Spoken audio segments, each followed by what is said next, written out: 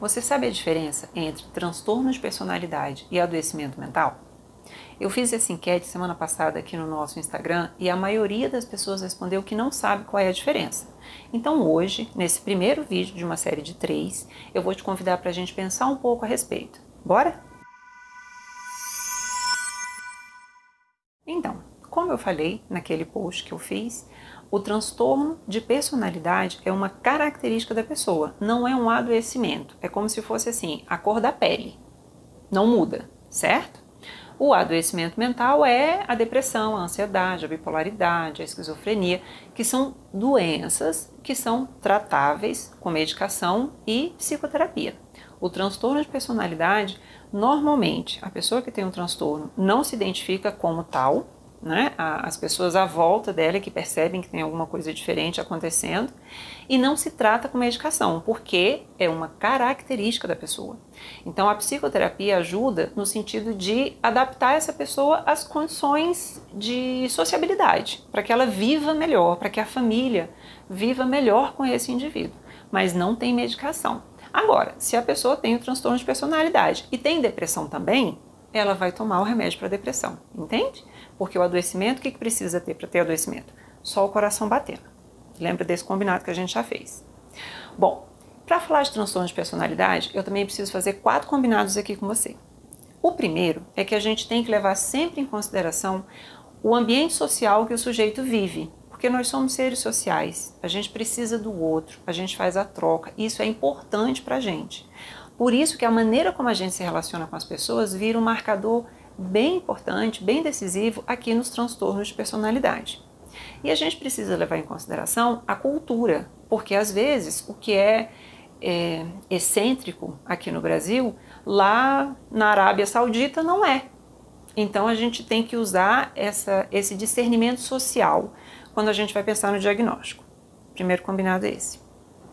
O segundo combinado é que quem faz diagnóstico é o psicólogo ou o médico psiquiatra. Esses vídeos, eles têm o objetivo de trazer informações consistentes, sérias, para que possamos entender mais sobre saúde mental. Não é para você sair por aí fazendo diagnóstico, combinado? Até porque, no terceiro ponto que eu vou falar, quando a gente estuda essa disciplina, essa disciplina, né, dos transtornos, quando a gente cursa psicologia, a gente acha que a gente tem todos, sabe? Então, escute o vídeo, veja o vídeo nessa pegada de sentir-se informado a respeito, tudo bem? E o último combinado é que nós vamos desmistificar a palavra transtorno.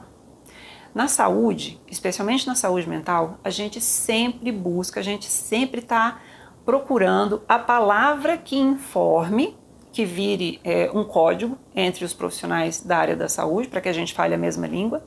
E ao mesmo tempo, a gente tem que ter a preocupação do impacto que isso vai causar nas pessoas, na sociedade. Porque falar sobre saúde mental é um tabu. Então nós vamos combinar que a palavra transtorno é só uma palavra. Porque a gente precisa ter um código, a gente da área da saúde que trabalha com isso, precisa ter um código para se eu falar assim, se eu faço um atestado e digo que é um caso F60.1, o colega que pegar, o psiquiatra que pegar, o colega que pegar, ele vai saber do que eu estou falando. Combinado? Então, partindo desses 4 combinados, nós vamos falar hoje do grupo A. O DSM-5 separa os transtornos de personalidade em 3 grupos. Nós vamos falar hoje do grupo A, que é o grupo que tem por característica o excêntrico, o estranho. Bora pensar junto. Então a gente tem o transtorno paranoide, o transtorno esquizoide e o transtorno esquizotípico. Eu vou dar uma colada aqui porque eles são parecidos e eu não quero falar bobagem, tá certo? Então no paranoide, a característica principal é a desconfiança. É o que mais marca a pessoa que tem esse transtorno. O esquizoide é o desinteresse. Há um evidente desinteresse pelo outro, pela reação do outro, pelo outro. E a esquizotípica é o excêntrico. O transtorno esquizotípico é o excêntrico. Então, vamos pensar nos exemplos. No paranoide, primeiro que é muito comum aparecer em homem, é mais comum aparecer em homem do que em mulher. Sempre vai ser na vida adulta, todos os transtornos de personalidade, eles vão ser diagnosticados apenas na vida adulta. Até pode ter uma característica ou outra lá na adolescência, mas o diagnóstico é feito só na vida adulta, ok? Por quê? Porque a gente vive na troca, a gente vive no social e a relação vai sendo construída com o outro e eu só percebo o outro a partir do momento que eu me relaciono com ele, tá certo?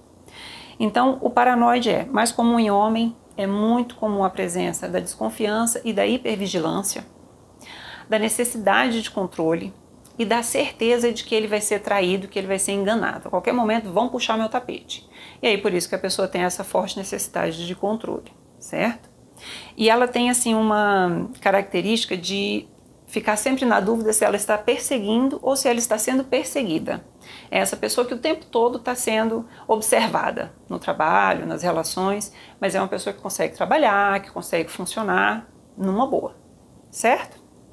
O esquizoide. O esquizoide se marca pelo desinteresse. Então é uma pessoa que prefere o isolamento social, não demonstra muito as emoções, é uma pessoa assim mais reclusa, mais fechada, e ela tem como característica um sexto sentido, que é assim, ele não faz uma alucinação, ele não faz um delírio, ele funciona também aqui no mundo social. Só que o recado que passou no Jornal Nacional tinha um código e só ele sabe ler aquele código. Ele recebe informações pelo relacionamento que ele tem com extraterrestres. Então, assim, é excêntrico, é uma fala estranha, né? Mas é uma pessoa que consegue conversar com você numa boa. Ela não faz a quebra que a gente fala que o esquizofrênico faz, porque o esquizofrênico, ele alucina. Ele vê Nossa Senhora sentada aqui do lado, ele recebe um recado aqui do Napoleão, certo? E é uma doença, não é um transtorno, como a gente já falou ali atrás.